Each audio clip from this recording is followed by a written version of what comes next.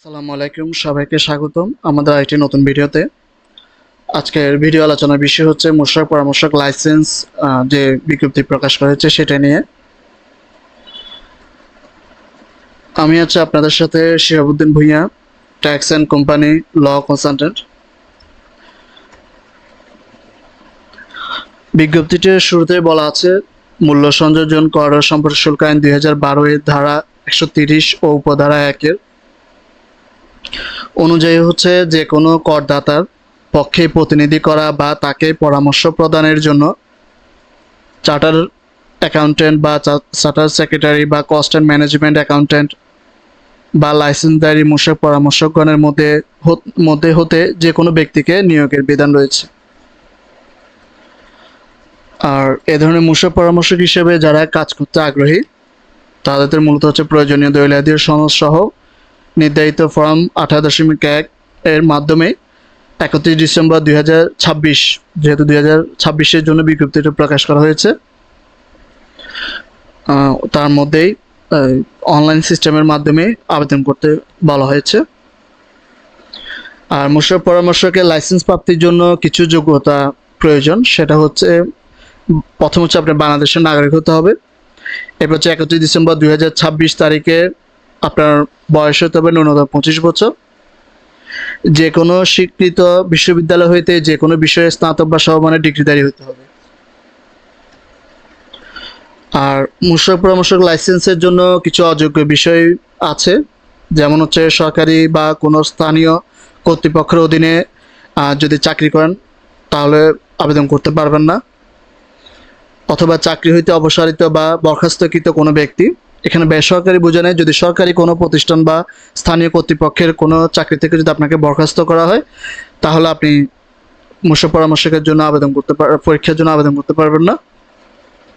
এরপর হচ্ছে, আপনি যদি ফৌজদারি অপরাধের যদি সাজাপ্রাপ্ত ব্যক্তি হন, আপনার সাজা ভোগ করার পর 5 বছর যদি অতিবাহিত না হয় তাহলে আবেদন করতে পারবেন না। যদি সাজাপ্রাপ্ত সাজা যদি ভোগ হয় তাহলে ভোগ করার 5 বছর পর থেকে আপনি আবেদন করতে পারবেন। এরপর হচ্ছে, কিছু লাইসেন্স থেকে যদি আপনার বাতিল করা হয় লাইসেন্স, যেমন হচ্ছে মূসক পরামর্শক লাইসেন্স, একবার প্রথমে পাইছেন বা আপনাকে বাতিল করছে, তাহলে পুনরায় আবার আবেদন করতে পারবেন না। এবার হচ্ছে মূসক agent, clearing forwarding, freight forward, courier licence agent, shipping agent বা আয়কর পরামর্শক, এই ধরনের লাইসেন্সগুলো যদি আপনার বাতিল করা হয় তাহলে আপনি এখানে ভ্যাট কনসালটেন্টের জন্য আপনি আবেদন করতে পারবেন না। আর মূসক পরামর্শক লাইসেন্সের আবেদনকারীকে মৌখিক পরীক্ষার সময় কিছু দলিলাদি দাখিল করতে হবে। এর মধ্যে হচ্ছে আপনার বয়স নির্ধারণ, যে আপনার বয়স যে 25 হয়েছে সেটা নির্ধারণের জন্য আপনার এসএসসি বা সমমানের পরীক্ষার সত্যায়িত সনদ লাগবে। এরপর হচ্ছে সদ্য তোলা 3 কপি পাসপোর্ট সাইজের আকারে সত্যায়িত ছবি, সর্বোচ্চ শিক্ষাগত যোগ্যতা বা প্রযোজ্য ক্ষেত্রে অভিজ্ঞতার সনদ সত্যায়িত কপি, এবার হচ্ছে জাতীয় পরিচয়পত্রের সত্যায়িত কপি। এখানে বলে রাখি হচ্ছে সত্যায়িত কপিগুলো অবশ্যই আপনাকে অবশ্যই সত্যায়িত করতে হবে, এমন হচ্ছে সত্যায়িতের জন্য আবেদনগুলো বাতিল হয়ে যায়।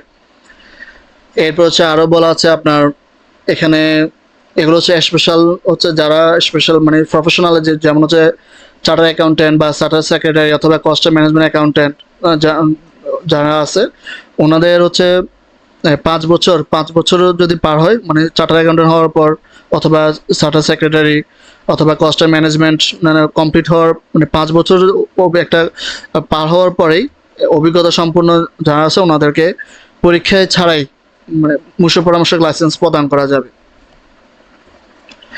এরপর হচ্ছে পরীক্ষাটা আসলে মূলত কখন হবে, আপনি যখন আপনার আবেদন কমপ্লিট হবে বা সবাই টাইম যখন 31 ডিসেম্বর 2026-এ যখন আবেদন কমপ্লিট হবে, এরপরেই হচ্ছে তাদের ওয়েবসাইটে একটা যোগ্য প্রার্থীর তালিকা প্রকাশ করবে যারা যারা পরীক্ষায় অংশগ্রহণ করতে পারবে। এর মধ্যে অধিকাংশ বাদ দেয়, যেমন হচ্ছে সার্টিফিকেট যদি দেওয়া না হয় বা সত্যায়িত না থাকে, কোনো ধরনের ভুল থাকে, তখন বাতিল হয়। আর যারা ওই তালিকা থাকবে শুধুমাত্র তারাই পরীক্ষা দিতে পারবে।